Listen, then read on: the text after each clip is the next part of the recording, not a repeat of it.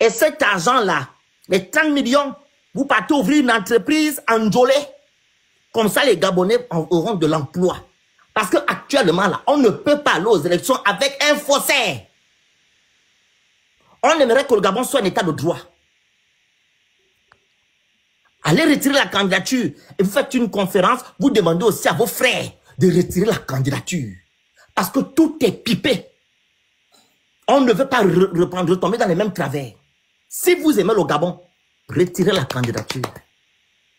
Parce que là, vous allez faire le nombre et je ne pense pas que vous allez avoir même 1% même 0. Mais pourquoi pas, Phénix? Non, ce n'est pas contre lui. Je suis avec M. Senghor. J'aimerais qu'il enlève sa candidature parce qu'on ne peut pas aller aux élections avec Ali Oligui.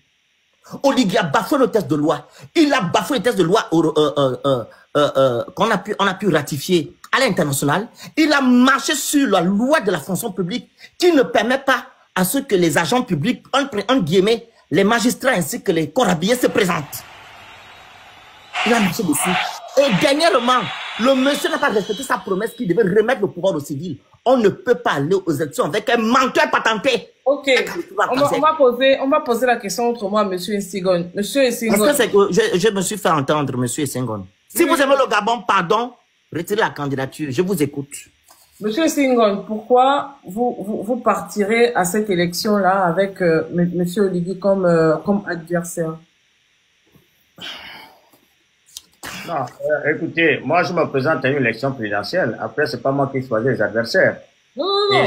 C'est pas le problème n'est pas tant l'adversaire. Le problème est le contexte actuel, un peu comme ce que le Phénix est en train de dire. Ce que je suis en train de dire, ce que je veux dire, c'est que quelles sont les raisons qui vous emmènent à aller à une élection quand on sait que tout est biaisé, tout est pipé, les dés sont pipés. Monsieur Oligui, c'est l'alpha et l'oméga de ce processus électoral parce que toutes les personnes qui sont impliquées dans l'organisation de ces élections, c'est des personnes qui doivent quelque chose à Monsieur Oligui. Dans ces conditions-là, pourquoi vous emmenez les Gabonais à cette élection? Moi, je veux juste avoir la raison. Après, chacun ici, on n'est pas venu donner une orientation. Chacun ici se fera son idée des arguments qui seront avancés. Moi, je vous ai dit... Excuse-moi, princesse, juste lui dire, Monsieur Senghor, je dis la même chose à Monsieur Yama, et je vais aussi le dire à Monsieur Bilebizé, ainsi qu'Iloko. Il n'y a pas de souci, il n'y a pas de souci. Merci. Bon, faut quand même reconnaître que Monsieur Senghor a 53 ans. D'accord. Voilà, il est suffisamment âgé pour comprendre aussi comme vous et avoir une position. D'accord. Moi, je pense que nous sommes tous dans cette lutte-là. Vous, à travers les plateformes-là, ainsi de suite, je crois que nous sommes tous dans la même lutte, mais la chaise vide ne paye pas. La chaise vide ne paye pas. Je crois que le combat se mène sur le terrain. Monsieur Jean Ping, en 2023, avait dit qu'il n'allait pas parce que tout était pipé. Mais les autres sont allés à l'élection. Malheureusement, c'est lui un des grands bénéficiaires aujourd'hui. Parce que quand je le vois danser maintenant avec le président de la transition, je me dis, voilà comment sont les Gabonais. Voilà. Parce que on peut tous faire nos analyses intellectuelles, mais il y a toujours une main invisible quelque part. Et moi, je suis chrétien catholique, et je sais que Dieu existe. Dieu existe. Et je ne ferai pas, je ne retirerai pas ma candidature.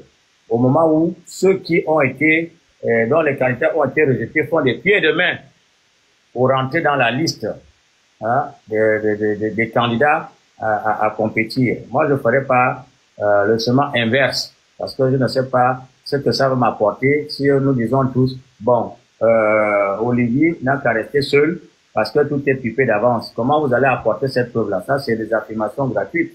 Il faut bien qu'on aille d'abord à l'élection et démontrer. Il faut que ça soit factuel. Bon, vous dites qu'il ne respecte pas sa parole, il ne respecte pas ceci, cela. Bon, mais tout ça est connu aussi des Gabonais. Tous les Gabonais qui sont dans ces groupes qui le soutiennent ouvertement là. Tous ces gens qui se mobilisent là. Est-ce que vous vont dire qu'ils n'ont jamais entendu le Phénix sur les réseaux sociaux? Est-ce qu'ils vont dire qu'ils ne nous ont jamais entendu sur les réseaux sociaux? Non. moi je pense que combinons nos forces au lieu de nous dénigrer les uns les autres. Voilà, je ne pourrais pas avoir fait tous ces efforts-là pour aller retirer ma candidature comme quelqu'un qui est venu faire un petit jeu, un petit plaisantin, qui a compris que finalement, avec ces 30 millions, il peut aller faire des studios parce que c'est ce que les Gabonais aiment. Bon, lui, il me demande d'aller ouvrir une entreprise. Mais moi, je ne lui ai pas dit que j'ai l'âme d'un entrepreneur. Chacun doit vivre de son talent. Moi, je pense que j'ai les capacités de défendre le peuple gabonais parce que j'ai été formé, grâce à Dieu, j'ai eu une formation qui me permet de revoir ce qui ne va pas. Parce que lorsque je vous parle de la Constitution, si je n'étais pas juriste, j'aurais peut-être cru comme les autres qu'il a bien fait. Alors, si je n'étais pas spécial des questions de finances publiques, peut-être que j'aurais une autre lecture des dépenses qu'il fait ici et là, hein, comme quelqu'un qui fait bien. Hein, mais sachant comment on doit utiliser l'argent public, je vois tout de suite que là, il y a quelque chose qui ne va pas. Et je peux le dire aux Gabonais, d'accord? Voyant le niveau d'endettement qui est le nôtre aujourd'hui, je peux proposer autre chose aux Gabonais. Donc, et les Gabonais, comme on le sait, même lorsqu'ils font ce qu'on appelle le conabilisme, ont toujours voté pour l'opposition. C'est vrai que lorsqu'on arrive à cette étape-là, la 5e étape dont je vous parlais, le suivi des opérations de vote et du résultat de vote, aucun candidat n'a réussi à ce niveau-là. Là, il y a une vraie question, c'est-à-dire que la capacité que le régime en place convertit ces échecs en succès. Bon, là, il faut qu'on y travaille ensemble, d'accord? Vous posez ça, c'est la vraie question. Hein, parce que c'est ce qu'on a toujours vu jusque-là. Donc, est-ce que c'est ce qui va se répéter après transition? Parce que si c'est ce qui se répète après transition, ça voudra dire qu'il n'y a plus aucun espoir démocratique au Gabon. Mais après, quelle est l'alternative à l'absence de démocratie? Qu'est-ce que vous réservez pour le peuple? Comment voulez-vous maintenant que les gens accèdent au pouvoir? Il y a des luttes, n'est-ce pas, qui ont duré plus que les luttes du Gabon. On a vu l'apartheid s'effondrer alors que le noir était en Afrique du Sud comme la viande. On pouvait envoyer les chiens, hein, déchiquetés et noirs, et les blancs sont là, les mains croisées en train de rire, et rien n'arrivait à quelqu'un. Aujourd'hui, les noirs dirigent l'Afrique du Sud. Aux États-Unis, on sait tout ce qui s'est passé là-bas. Mais les gens n'ont jamais reculé parce qu'ils vont dire non, les blancs vont toujours gagner, les blancs vont toujours, voilà. Donc, nous aussi, pourquoi nous devons reculer? Parce que les gens persistent dans leur comportement, ils veulent se maintenir au pouvoir ad vitam aeternam. Hein? Ceux qui veulent se maintenir au pouvoir coûte que coûte, doivent aussi trouver en face d'eux ceux qui leur demandent de quitter le pouvoir coûte que coûte. Donc, il ne faut pas qu'un camp recule, se résigne, et puis ne se limite qu'à faire des discours. Est-ce que, moi aussi, je peux penser que tous les discours que vous faites, bien installés dans les pays développés, peut-être c'est une façon aussi d'aider le régime à décourager ceux qui veulent monter ses limites. C'est une façon de voir les choses. Alors que je suis là en train d'affronter quelqu'un, d'accord? Et vous ne savez pas ce que Dieu peut faire entre, voilà, si vous ne pouvez pas me donner la force, Dieu lui peut me donner la force pour mettre le doigt là où, hein? Parce que les talons d'Achille, il y en a partout. Comment vous pensez que ce monsieur-là, il est invincible? Hein? Dans tout système, il y a un talon d'Achille. Cherchons le talon d'Achille plutôt que de dire ne luttons plus. Moi, je pense que ma candidature sera maintenue. Même s'il faut que je fasse la campagne à pied, moi, je dirais aux Gabonais que je suis de ceux qui pensent que ce monsieur-là ne devrait pas être président de la République. Je pense que je suis le meilleur candidat et j'essaierai de le démontrer aux Gabonais, même si c'est pas aujourd'hui qu'ils me choisissent. Quand les malheurs qui vont arriver là, parce qu'on connaît le système de jeu du régime Bongo PDG, hein, ils vont enivrer les Gabonais là, machin. Après, quand ils vont prendre le pouvoir, ce sera grève sur grève, et puis les gens vont continuer à mourir ici et là pour la faim, pour les maladies, on aura tous les problèmes d'eau, d'électricité, tout cela. Mais moi, j'ai la conscience tranquille. Moi, j'ai fait ce que je pouvais faire. Si je pouvais faire les réseaux sociaux comme vous, si j'avais le même talent que vous, moi, on peut faire le Phoenix. Moi aussi, je ferais ça. Malheureusement, c'est pas là-bas où j'ai un talent. Donc, vous qui le faites bien, faites-le bien. Nous aussi, on va essayer de faire bien ce qu'on a à faire. Quitte à ce qu'aujourd'hui, peut-être je te convainc pas aujourd'hui, mais dans 5 ans, 6 ans, 7 ans, peut-être que ce sera de ceux-là qui ont témoigné qu'on a vu M. Senghor rentrer en politique. Et on connaît M. Senghor. Donc, laisse-moi d'abord commencer. Hein? Peut-être que j'apprends à marcher, mais un jour, je pourrais bien marcher, je pourrais même courir. Donc, je pense que cette lutte est une lutte noble. Nous devons continuer ne plus qu'à montrer aux yeux du monde qu'il y a d'autres Gabonais capables et qu'il y a d'autres Gabonais qui disent non à ce qui est en train de se faire. C'est la pensée. Je vais terminer mon propos, hein, et je donne la parole aux autres.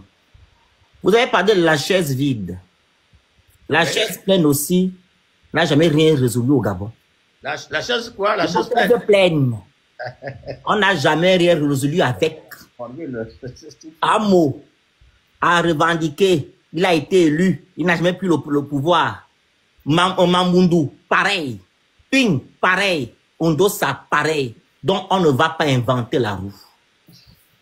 Et quand je vous demande que vous retirez la candidature, c'est pas, je vous le demande pas parce que vous n'êtes rien. C'est pour permettre aussi aux autres, on va aussi dire aux autres de retirer parce qu'on ne peut pas aller aux élections avec quelqu'un qui a déjà les institutions à sa guise. Tout est pour lui. Vous n'avez rien. Donc le résultat là, ce sera en faveur de monsieur Oligui Nguema. Et je sais que quand Oligui va gagner, je vais clôturer. Je sais que quand Oligui va gagner, vous serez le premier à le féliciter. Donc, on ira aux élections quand? Donnez-nous un peu peut-être que vous avez des informations à me communiquer. Vous attendez quoi? Des élections qui seront organisées par la communauté internationale? On dit, hein, tout est déjà ficelé par Oligui Nguema, il connaît même le résultat. Je comprends, mais c'est quoi l'alternative? L'alternative, c'est qu'on ne veut pas. Monsieur Oligui Nguema, s'il va à les élections seul, l'élection là sera caduque. Et vous le savez bel et bien. Ah bon? Ah oui. Quel est le test qui est dans sa caduque? Quel est le test qui permettra qu'Oligui va tricher? Il va sur l'élection. Quelqu'un qui est sur une élection et vous allez démontrer qu'il a triché. Mais on a déjà fait ça quand? Il a triché contre qui? Mais depuis qu'on demande qu'ils nous ont triché, qu'est-ce qui a été fait? Non, je dis, votre alternative, c'est qu'on laisse Oligui aller seul aux élections. Oui. Comme ça, quand il va seul aux élections, il gagne à 90% et on dit que non, c'est caduque. Qu'est-ce qu'il va prononcer? Quelle est l'autorité qui va prononcer la caducité de cette élection? Et quelle est l'autorité qui va dire que quand vous allez aller, il va voler vos voix, votre pourcentage que vous allez avoir? Qui va valider ça aussi? Non, je dis, hein, je comprends. Je vous repose aussi la même question, répondez-moi. On ne peut pas vouloir d'une chose et son contraire. Mais moi, je dis que la chose qu'on a déjà faite, qu'on met ça de côté, qu'on puisse faire. Monsieur Larancé, on n'a qu'à faire d'abord ce qu'on n'a jamais fait pour voir le résultat. C'est ce que je suis en train de vous faire comprendre, c'est tout. Ok, on va avancer. Mais peut-être parce que tu es jeune, mais on était au parti unique, non? Dans les partis uniques, c'était un seul candidat et les élections n'étaient jamais caduques. Hein? Vous avez dit parti unique. Quelqu'un qui dit que la communauté internationale admire parce que, contrairement aux autres transitions militaires, lui, il organise rapidement le retour à l'ordre constitutionnel. Il invite les gens à se présenter aux élections. Personne ne vient, il se présente seul. Il a toute la masse derrière lui qui le présente comme le Messie, le libérateur. Et quand il gagne une élection, qui va venir dire que c'est caduque? Très bien, on va avancer. Continuez, courage.